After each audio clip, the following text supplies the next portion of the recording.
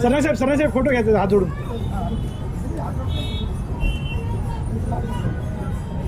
अंबे माता की जय. चला समोर.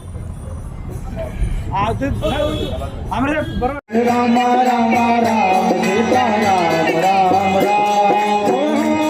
ब्रह्मा के चारों वेदों में यह नाम निकलता है. शिव जी के मानस मंदिर में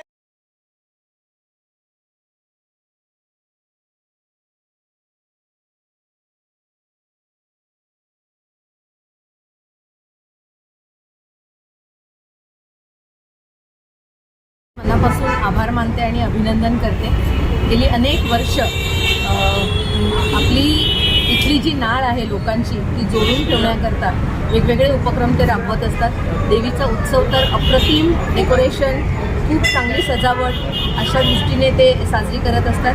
इथलं सगळं जे आपलं एक हिंदू वातावरण आहे, दहीहंडीचा सण असू देत नाही तर नवरात्र असू देत, पण त्या सगळ्यामुळे इथलं जे वातावरण आहे ते प्रसन्न ठेवण्याचा त्यांचा नेहमीच प्रयत्न असतो. त्याच्यामुळे त्यांचे मनापासून अभिनंदन करते.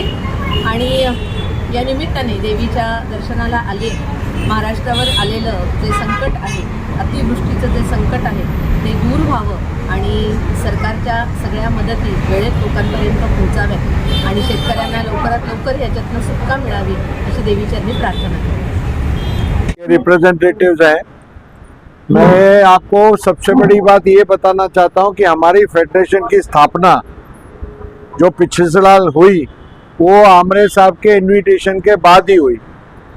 अगर वो इनवाइट नहीं करते तो शायद हमारी फेडरेशन ही फॉर्म नहीं होती. उनका जो इनविटेशन आया लास्ट ईयर कि आके आप कुछ अपने समाज की तरफ से कहें और करें, तो हमने इसलिए लास्ट ईयर प्लान किया कि हम महाआरती करेंगे, जो इस साल भी हुई.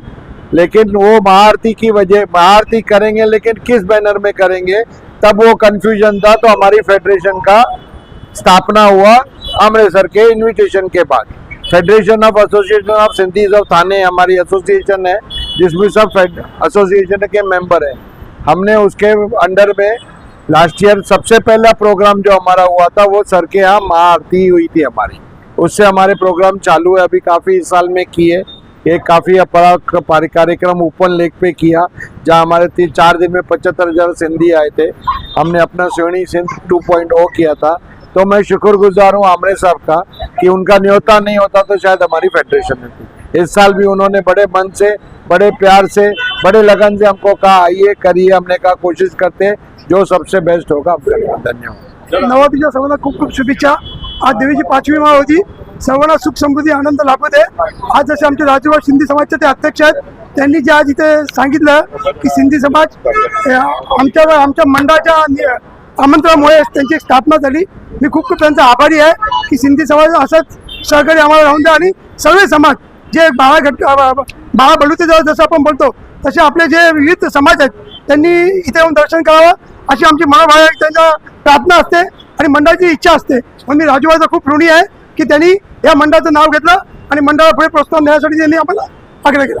धन्यवाद. कुठले कुठले समाज आता तुम्ही बघाल की काल कन्नड समाज झाला, त्यानंतर केरला समाज आलेले, म्हणजे विविध समाज. आज तुम्ही उत्तर भारतीय समाज आहे, असे 12 समाज आहेत.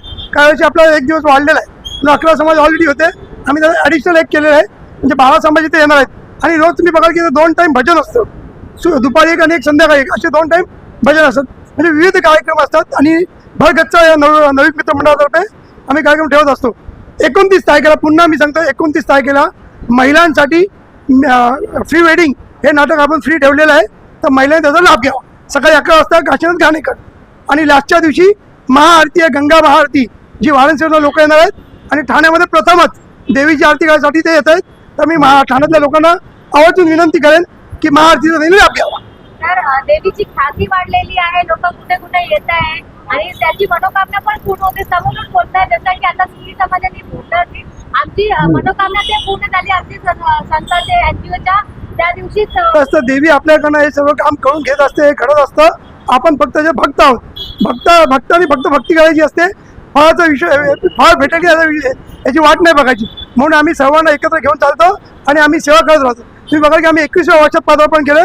लवकरात लवकर आम्ही 4 वर्षात 25 असेल तर आमचा जल्लोष आणि मोठा असेल. धन्यवाद.